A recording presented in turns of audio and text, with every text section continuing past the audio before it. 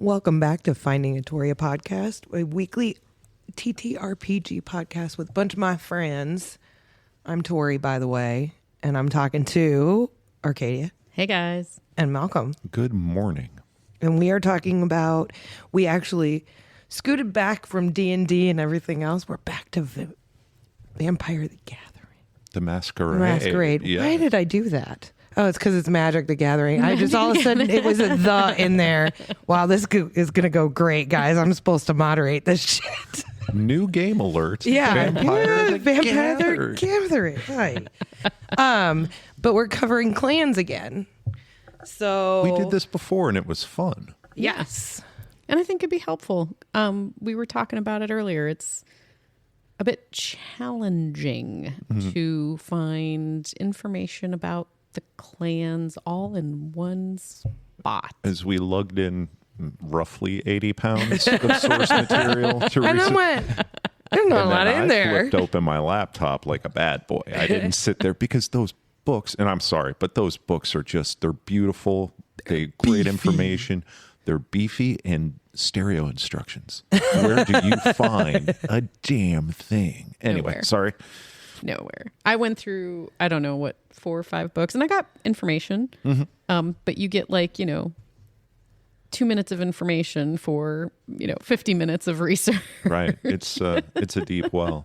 So I'm glad that we're doing this again. Yeah. Yeah. So we're trying to help people out. Maybe try and consolidate information if Right. they're looking at a clan to play and they want to know.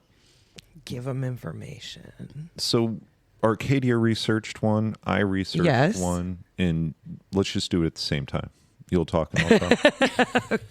Right over each other. So well. Or you could find pull up D&D Beyond and Did we do dice? Should Or I do do you a do a dice dice roller? randomizer here? Oh, wow. Okay. I'm sure we have dice by I know, but there'd be a lot of to roll moving them. and We showed I up to know the phones podcast, are on the but- table. Is why I said that. How are we sitting at the table without dice? It's happened before. Okay, so D10. Sure. Okay, I'll roll it and then I'll pass it to you. That's a solid 6 right there. So We don't get a dice pool. No. Oh god, yeah, no. You get one dice. Oh, A 5 doesn't beat it. I get choice, yep. and I want to talk about Ventrue. There it is. I would like to go first today, please. I'm going to just say rolling on a phone is not It's not satisfactory. fair. No. There's no click clack. Click, There clack, wasn't. math rocks make brain go. It was definitely not a traditional roll, but unless there's objections, I'll jump into this. Oh, wow. You're doing the classic. I'm doing the class I You played. are. Yeah. I played that class too. And I have not. Ventrue as a not. clan in Vampire the Masquerade was introduced to me almost simultaneously by a fantastic actor on a terrible program. I figured it was coming. Yes. The whole reason the program ended, though. Kindred the Embrace. There it is. Yes. It was horrible, but I still loved it. Me too. And Julian Luna, the Ventrue Prince of the City, was to me a very fantastic character. At that point in time, I would have been fine with anything that they dared to put on television, even though this was produced by the same guy that was doing 90210 and a whole bunch of other shit that I never would have watched an episode of. It gave me what I found to be a very approachable clan of character to play at the table. And the Ventrue, for those that do not know, as I will introduce them, they are the blue bloods of the Vampire Society. And you will find them mostly being associated with power structures and usually at the top. Architects of the Camarilla, which There it is. know, I was going to be like, where are they at there? and the entire idea is that this is all coming from a place of superiority. It is Snobby fucker. right down our nose at everybody at every level. And their idea is for the Masquerade to be kept, which is above all the primary focus, that there has to be structure and there has to be rules and there has to be power, and the power should probably be theirs. There has to be government, and they are the government. Absolutely. And even if it is not your traditional government sector, like you can get archetypes of this clan character that are mob bosses, the old mafioso. Because that is government. That's power, that's structure, that's the whole thing. There's rules. Yeah. They make the rules, Yeah. but there are rules. That's exactly it. Yes, is there have to be rules, and we're going to make them. So you're going to see a lot of these embraced characters come from almost and this is something I like about the class too, that kind of bucks my personal ethos, but I enjoy role playing. Is it's almost this ascension by merit. Like they're going to go and find the best scientist, the best broker, the best in something, and take those people almost like they are handpicking an all-star team when they are embracing humans. And one of the curses that comes with the Ventrue, and one of the things I make it just so awesome to play, is they have a feeding curse. They have to have a specific type of food, and if they do not, They're not going to eat? they're either not going to eat, or there's going to be a willpower adjustment there. Or they will literally vomit up blood that is not their specific forte. And this goes down to like brunettes, people that voted Republican in the last year. Like, it can be as specific as, and then you have things like like an addict. A lot of these will be, if they're a cocaine user, and that's something that, but the feeding curse makes the Ventrue, which I think are a very powerful by political standpoint clan.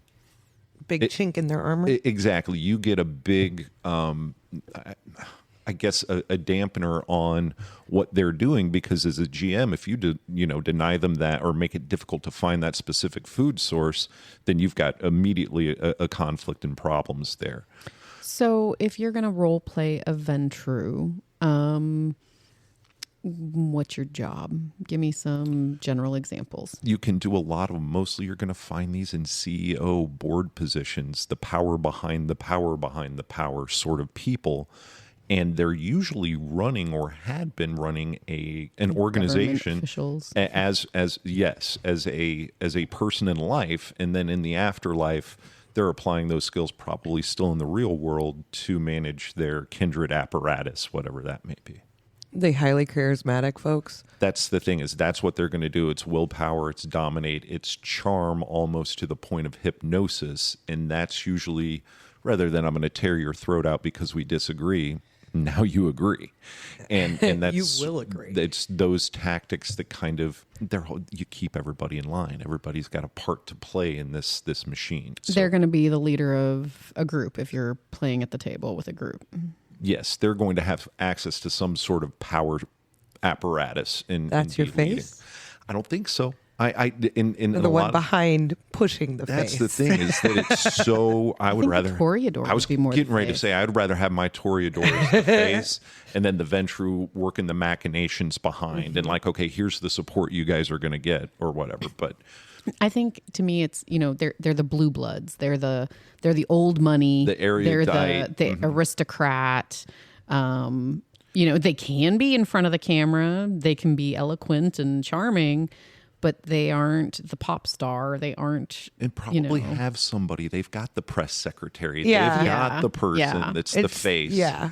Like Julian Luna had, and I forget that character's name, but she ran the club, and she was always Yes, the one. the Toreador. The Toreador that would come out and shake the hand and get between Julian and the unknown. And so, yeah, I like it. I loved playing it. I just thought it was for me, it was the most approachable class in VTM. Maybe not the most rewarding role playing wise, because you can kind of get into some tropiness with it. But yeah. Okay. What are their isn't there the three things that they're good at? Yep. So theirs their are going to be magical abilities. Yeah, like their magic. abilities. Yeah. discipline spread is going to be the There we go. dominate, the fortitude, which they're really, really, Okay. really tough. So it's sort of that stone face boardroom. I'm not going to blink during the negotiation is also how they are in combat, in taking damage, is they bring the fortitude, but the biggest one is the presence. Like they just, and it's almost that Dracula thing. that Yeah. I consider to be a Ventrue, a count, and the presence in the hypnotic eyes and the swaying of willpower. If I'm trying to choose a clan, why would I choose Ventrue? I think that it'd be easy to go back to some of the things I've already said that are fun to play about it and the challenging with the feeding curse. I like playing Ventrue for the intertable dynamics that it creates. You have, once again, a clan member that's looking down their nose. No matter how they're speaking to you, they look down on you at the table if you're not Ventrue. Yeah, I was sort of going to say, like, it's an irony about the Kindred world that the Ventrue are the top power structure, and everybody hates them. Everybody hates them. They are the necessity in the and they soup. think they're God's gift to everything. Absolutely, and they can tell you why from And they're arrogant assholes. But they have the sheriffs to back them up. They do. Mm-hmm. They have sheriffs the aren't power. usually they really Ventrue. do have the power. And I think that's the key to playing it well is I'm going to get a gangrel sheriff, or I'm going to give roles in this apparatus to people and engender trust, but it's always from this, I am looking down. I do know what's so much best. better. If I wasn't here, then, and that's how they kind of view the Fall Bruja, apart. is the Bruja are the absence of Ventrue. If you guys don't want this, however bad you view this, well, guess what? Anarchy's around the corner, and they sort of use that in a political setting and play. So I think there's lots of good role-playing exchange opportunities from a Ventrue standpoint. They have very firm beliefs on other clans, so to speak. Not all of them wonderful. So I think that you get a lot of chance to narrate that, and it makes having a coterie just a little bit more difficult.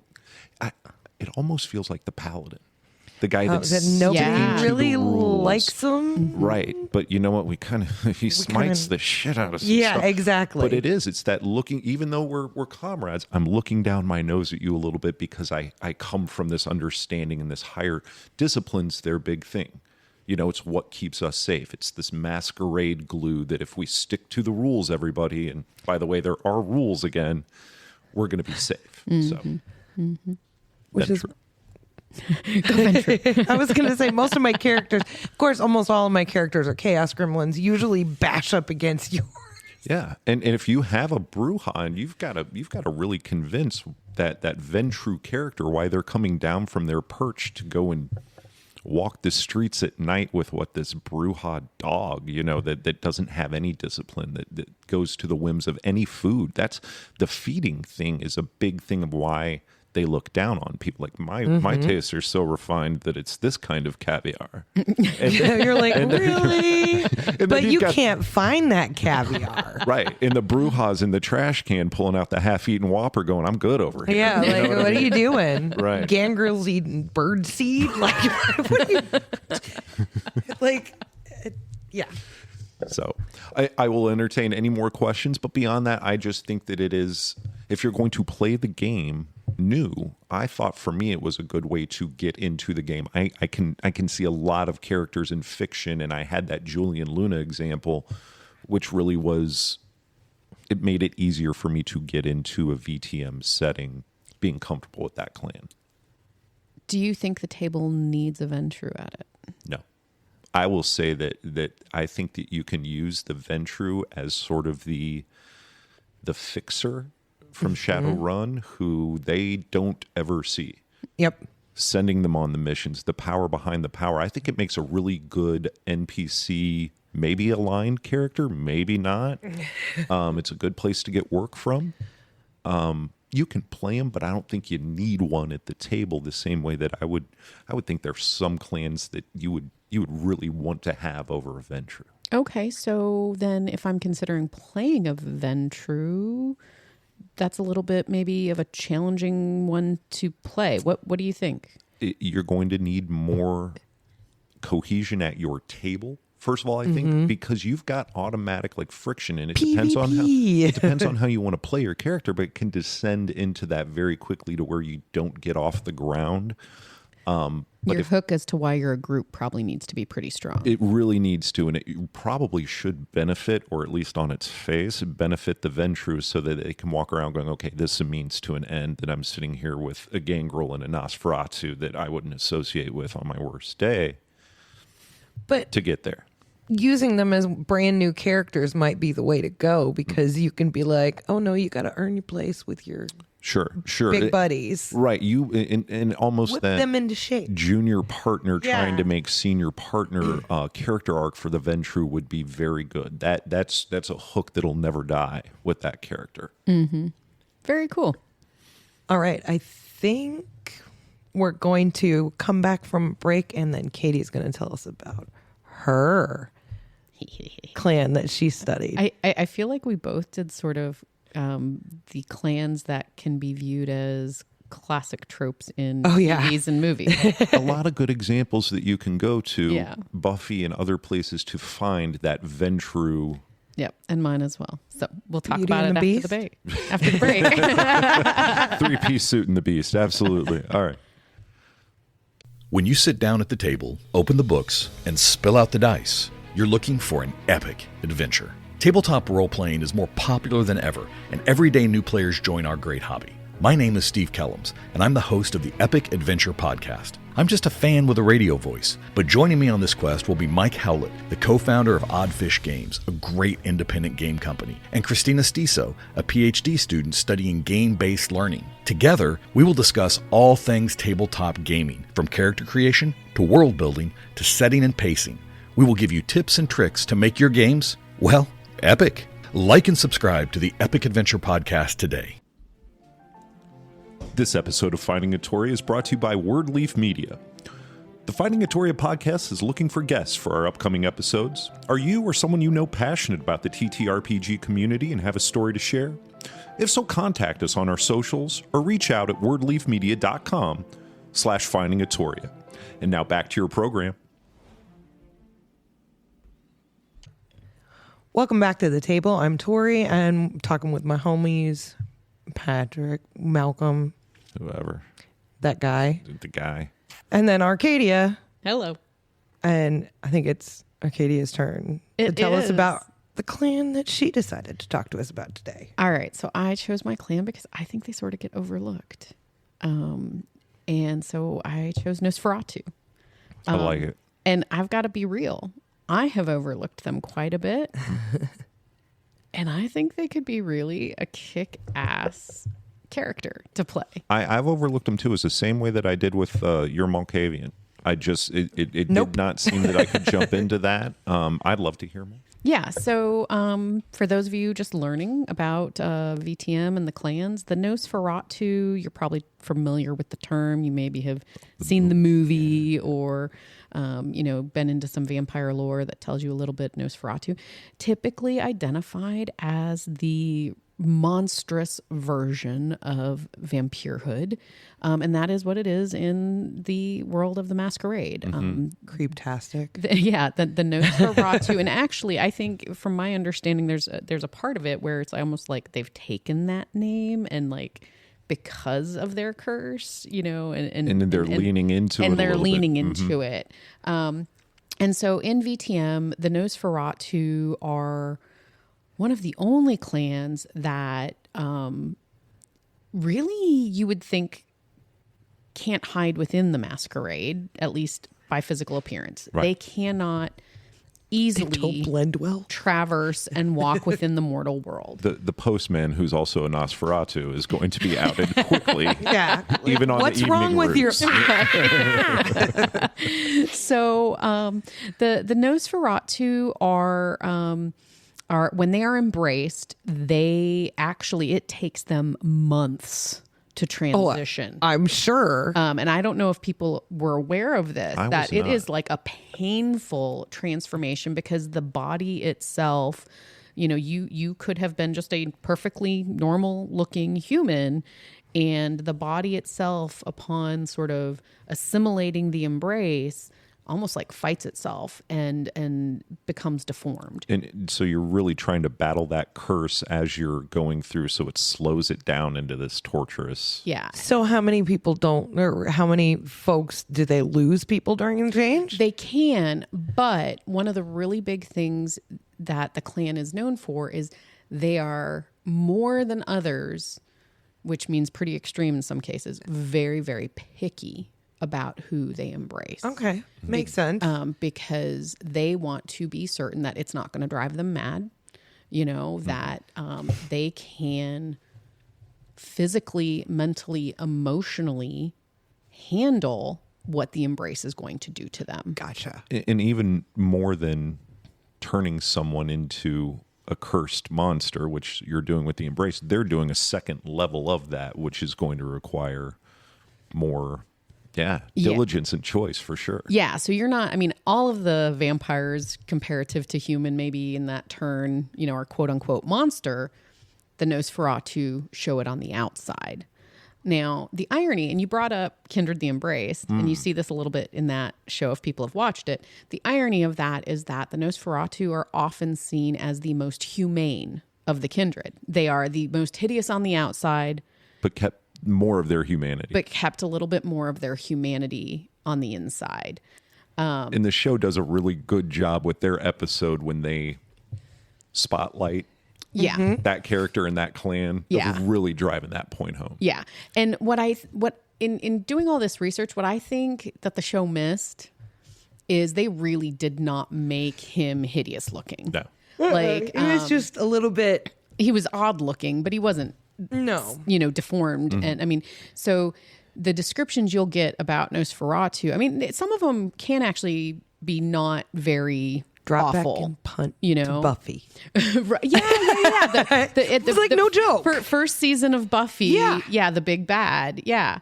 But it can be even worse. It's like massive, tumor growths all over the body. It's skull deformation. Where that boils. Yeah. Where the boils extensive. Yes. Scales.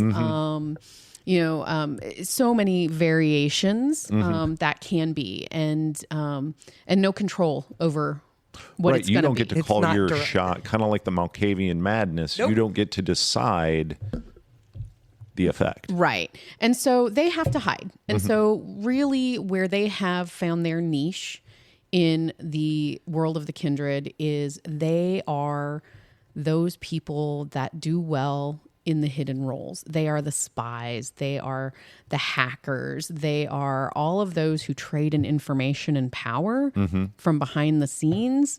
They are the information brokers that give the Ventrue their power. Exactly. And I always come back to the word when I think about, especially the role that we see them in, because I completely agree with you, is that consigliere. Yes, that's what I was thinking earlier, The whisper too. in the king, you have the king's ear sort of person, the power behind the power behind the power. Right. Right. Yeah.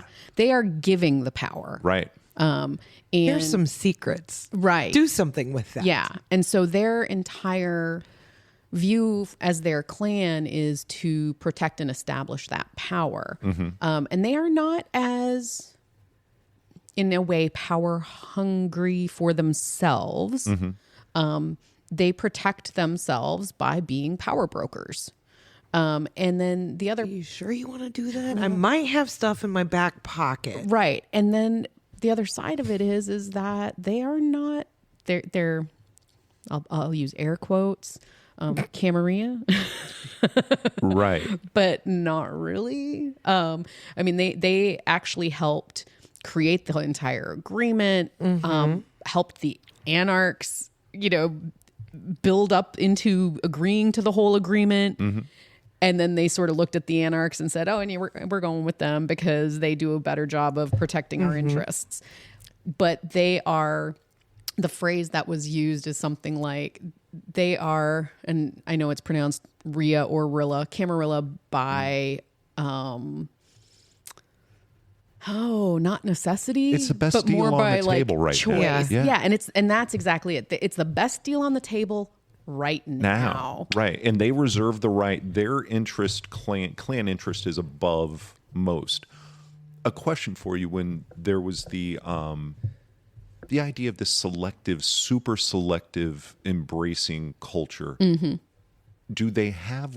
Are they lesser in number than most clans? Am I correct in that they're not as many? Yeah. For those reasons. Yeah, and also because it is harder for them to survive. I mean, really, Right. they are the ones who are living in the sewers, living in the bunkers, living in the rundown house that doesn't. There need to be places for them to survive and to exist. Now, one side of that is historically that's sort of what helped the Masquerade become the Masquerade. Is they had all of the hidden tunnels and networks and undercities to make that possible. Right. They were already Because established they can't be in society without being that huge threat to the Masquerade that they are. Right. So a couple of questions, or at least a first question, if please. I can, because this is you've done your research here. If I'm hampered immediately when I look in the mirror. If I'm going to be that character, if I'm going to play this clan, am I automatically, now you said some of them are not as hideous, you can put on makeup. Do they try to function? If I was going to play this character, could I try to have a function in mortal society? And do they do that at all? Or is it all this almost subterranean? hidden. Right. Sure. So depends on your choice for your character background and profile. Some do use obfuscate. There it is. Where are the three to function within society? They do have hindrances on trying to pass in the mortal world. They're cursed. They've got banes. They're if you're playing a Nosferatu, your rolls are at like a -2, to try and pass. But they can, and that can help with hunting and things like that. Where I think in the modern night, things have become good for them is technology. Oh yeah, they can fudge it. You can operate within the modern world digitally and not be seen. And now that need to mix among is minimized. Why? Yeah. And I mean, to be Why? To be a data provider, sure. A spy, an informant, a whatever. Within the modern world, it gives them a really good niche place to be. So with the obfuscation, with the ability to blend in, what else? If I'm picking this clan, do you think would be important skill sets, or are there just known ones where, hey, this is where you want to maybe allocate your points to? And I'm not trying to min max. But like, where would you go for skills obvious to a Nosferatu beyond that? Sure. So one of the things that they are able to do, I'm trying to remember the absolute the term of it. It's dang it. It's starts with a P and ends with a CE, and my brain is just Presence. Yeah, it's not presence. I put you on the I spot apologize. here. Don't worry but anyways, about it. the idea is Continue that on. they are very capable of overcoming people, like whether physically or mentally. dominate. It's not dominate, but it's a similar concept. It was a word. Part of why it's not sticking in my head, and I reread it is it's not one I'd seen very many times. One of the core ones. Yeah, and it is the fact that they are they're very strong-willed, and they're actually very strong. They are one of the roles you can play as a Nosferatu is like a monster hunter, Right? Like Oh, that'd be cool. that. Too many people sort of look at the Nosferatu because they stay in the shadows and they give people power, and so very purposefully almost they. Potence. Thank you. They give off. Sorry. They give off this misbelief of maybe weakness, Right. and they are incredibly powerful. One of the scenes from the show that we've been referencing so far that does that is he's in the morgue, and I think is confronted by whoever's working at the morgue at the time, and just does one of those sleep sort of, and just kind of Knocks his ass out. right, He's doesn't, done. doesn't tear his throat out, Nope. doesn't go gangrel, but just, okay, you're not here anymore. Right. And you get this idea that there's a different level and a different kind of power coming from them. And one of their powers is to to overcome people mentally in that way, to feed from them. You know, that they like sort of just like put them out. Yep. And they don't fight, they don't argue, they don't whatever, and that's one of their hunting techniques. Good night. Good night. Yeah. So I don't know. I also found it very interesting because I was thinking about our table, and Tori's kid Chase really loves Gangrel. well, but hold on, but characters that are involved with animals. Yeah. And again, about that humane side, I think Chase should have considered Nosferatu, because that is like animalism is one of their big skills. He wanted shapeshift. And So that's why he went Gangrel. and they can actually, some of their changes, their transfer, like their changes can be like, one of the types of characters you can be is more animal than man. Okay. So you take on those features of the canine or of the And actually, in some situations, like become almost symbiotic with a type of vermin, like to the They're point living in He the- should have done it. I told they're you. because living of in the fucking sewers. birds. they're They living are- in the sewers. I mean, to the point of like letting insects, like you could choose, like say bees, like nest in the parts of your human body that are no longer needed, like Hello, your stomach. I know, but like So they'd be belching bees? but so like they can use them, they can interact with them, and it's there's That just, could have been Right? Chase. I That could have know. been I was because he like- would have been like, birds are my thing. And be like, Yeah. yes, we know birds are your That's thing. But fantastic. and I will say, and I think Chase would have liked this too. One of their banes is that like vermin go wherever they go.